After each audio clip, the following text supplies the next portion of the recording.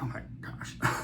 My head is still rattling from last night, just like guys let you know. I'm actually glad we had the new start time at 3 o'clock here on the Western time. And of course it was 6 o'clock on the Eastern time.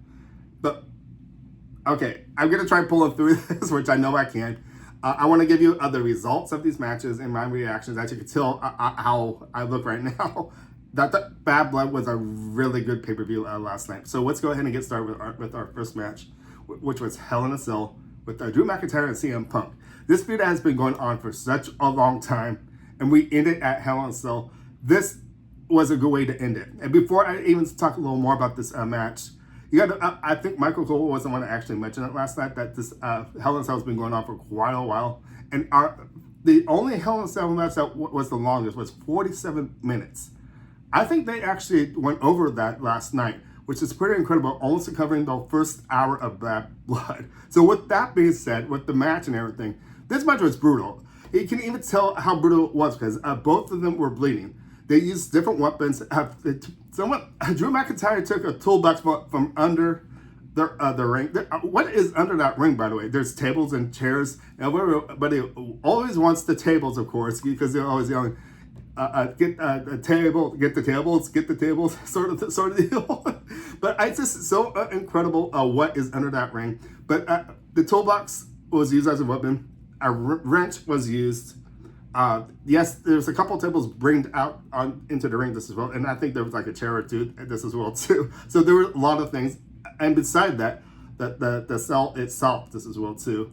Yeah, that's where CM Punk actually drew first blood, was when he collided into the cell. And let's just say Drew McIntyre got really creative by the table by taking the end of the table and using that as a weapon on CM Punk. And I think CM Punk bled again with that couple inches. That would have been dangerous to actually use it with that way. But these wrestlers are pretty professional, so if you are watching this, I'll leave it to the professionals and don't do it at home. But this match was, I don't know, I'm kind of lost with words with this because I couldn't believe what I actually saw. It was a good match, but at the same time it was brutal. I've never seen a match like this in a long time, I gotta say. I had to go all the way back to the Undertaker and Mick Foley's match, when Undertaker, he made Mick Foley fly off the cage and into the table. What the heck is that? Is he watching me? Yeah, he's watching me. But anyways, with this Drew McIntyre and CM Punk, I felt the same way. And I actually thought, okay, how is this going to end? Of course, Drew McIntyre made this match really personal. He used this bag of beads. He was about to use it on CM Punk, but CM Punk reversed it on him. So CM Punk is actually the winner of this Hell in a Cell from Bad Blood. But this is well deserved. CM Punk actually really deserved that match. And he got his justice from his wife and his dog. Don't mess with this dog. Kind of like John Wick. Okay, so with our next match is Nia Jax and Bayley. This match was really interesting. I really thought different about what's going to happen in this match. This match was actually really good. Being the hometown that around with Bayley, I'm always rooting for Bayley because she lives in the San Jose area. I'm pretty close to that area. And I was wondering too because it was a nice single match with Nia and Bayley until Tiffany actually started coming out with that briefcase. And I really thought for a second, I thought this was going to be the night Tiffany was actually use the briefcase and take the belt away from Nia, or if Bayley actually won this match, pin her and win with that case. But that was not the case. This match was really a great match. And yes, there was a many teases towards the end, and I think Tiffany was about to cash that belt on Nia. And that whole thing too, after talking about The Undertaker, Nia got up almost similar to what The Undertaker has gotten up before. Oh my gosh, that gave me chills when Nia Jax actually did that and stared down at Tiffany saying, "What the heck are you doing?" But after everything was done, Nia Jax was the one that beat Bayley that night. Congratulations to Nia Jax for defending her belt against Bayley. Man, I was really on my feet towards the end of this match. I really thought Tiffany was going to claim that briefcase and actually win, but that's not the case. So going on to our next match, the Judgment Day's match, Finn Balor facing Damian Priest. I like what has come with Damian Priest and Rhea Ripley, how they are the Terror Twins. I really like that title too. These two are really good together, and I'm actually glad the way they actually broke away from Judgment Day was the way I actually liked seeing it. But how long is this Judgment Day, this form that is now? What's going to happen with them? And there's something else I want to talk about, but I'm not going to talk about until later because there's something else with Liv Morgan, the Liv Morgan match. But this match with Finn Balor and Damian Priest, this is the reason why it was called Bad Blood, because there was a lot of bad blood in this case. A lot of heat between Finn Balor and Damian Priest. And once again, I wondered too, how long is this Judgment Day going to form? Because I really like Finn Balor a lot. He's a great individual fighter. It would be really cool to actually see his talents. You got to remember, before he went to Judgment Day, he proved himself worthy. He even won this title on Back Me for only like one night and lost it because of an injury. I'm ready to see Finn Balor actually get this title back if it'd be actually really cool to see. But anyways, Damian Priest actually was the winner tonight. Last night, I should say. But Damian Priest also gave a fight because you knew Judgment Day, the rest of the Judgment Day was going to come out and help, which was the case. They should have, what should have happened with the rest of Judgment Day, should have used those sharp cages like what they did with Dominic and have them hang over the ring. That way they couldn't interfere. But they interfered, but they didn't work last night, and Damian Priest was on top to become the winner for Bad Blood. Okay, so our next match is the match continues from the last one, Rhea Ripley versus Liv Morgan. Okay, I couldn't stop laughing because of what they did to Dominic Mysterio. He's afraid of heights, and they had put him in a shark cage. They have done this before with certain people in the past. It's not often they actually do it. And I'm afraid, to tell you, I'm afraid of heights too. I would be fairly afraid actually going up there. But I think he had the best view of the match by being up there. He had a great view looking down at the ring, seeing what was happening. But that's part of the reason why it was actually done that way, because that way you can watch Rhea Ripley, see what Liv Morgan can actually do with Rhea Ripley. This match was really back and forth until the very end of this match. Raquel Rodriguez is back. It's glad to actually see her. But I really wish this was an individual match. They could have actually brought her back maybe at Monday Night Raw, but I was really hoping to see a one-on-one match. I don't know why they did what they did, because this whole heat is between Rhea Ripley and Liv Morgan, and Dominic Mysterio does as well too, because Dominic Mysterio is the big focus with these two. Rhea Ripley's done with Dominic.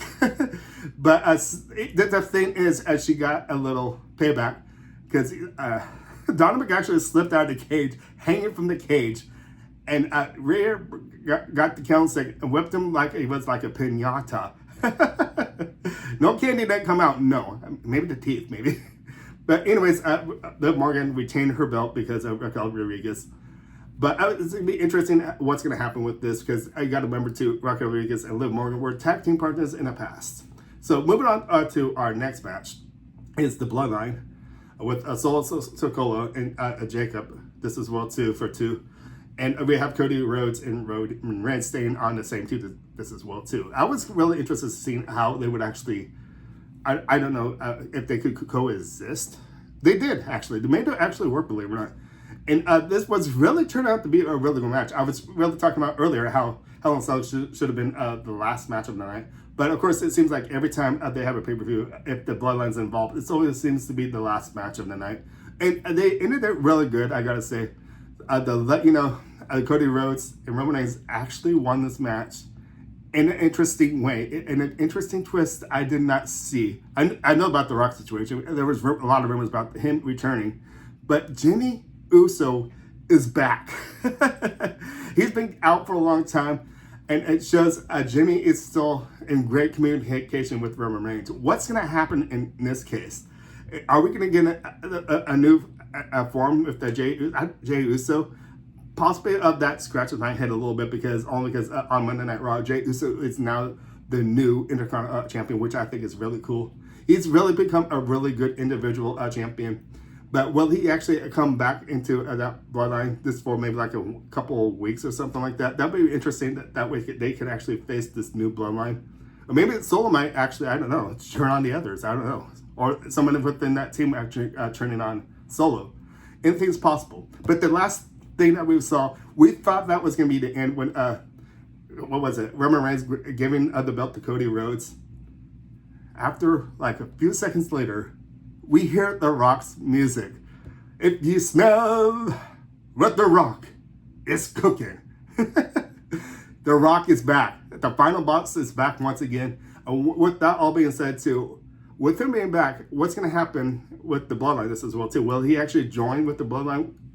I think Cody might actually be done with the Bloodline because he even said that before this match that he was done. But this, I guess, maybe for this one final match, maybe this is the last time he's facing the new Bloodline. But with The Rock being back, it's going to be quite interesting what's going to happen next. Maybe work up into that WrestleMania moment, because you probably know The Rock will have a big opponent for WrestleMania 41 next year. So with that all being said, what do you guys actually think about last night? Was this Bad Blood live up to your expectations? I really thought this really lived up to my expectations. There's a few matches here and there that I thought was a little off, but it was actually a good way to end the match. Have that last match last night. I thought that was really a cool way to actually give that final word of the final boss of The Rock actually coming out. It was really electrifying, I gotta say. So with that all being said, I hope you had a good night. Once again, leave your comments down below. I'd love to hear your comments about last night with the Bad Blood. And I really hope you enjoyed the show. As you can tell from my reaction, I really enjoyed it. But I'm ready to see what's going to happen. Oh yeah, with Crown Jewel being up next. Triple H came out with that big surprise suit, which I thought was pretty cool to show that new belt with the champion versus champion at Crown Jewel. That's going to be quite interesting this as well too. And the whole situation too with Gunther coming out during that. He made things personal with Goldberg. This is stuff I've got to talk about, but I'm talking about now. Is this going to be a possible match too for the near future? Or is this match going to be hold off into WrestleMania next year? Goldberg facing Gunther. Will Gunther have that title by then? I don't know. It's going to be hard to tell. So anyways, I would like to end this video.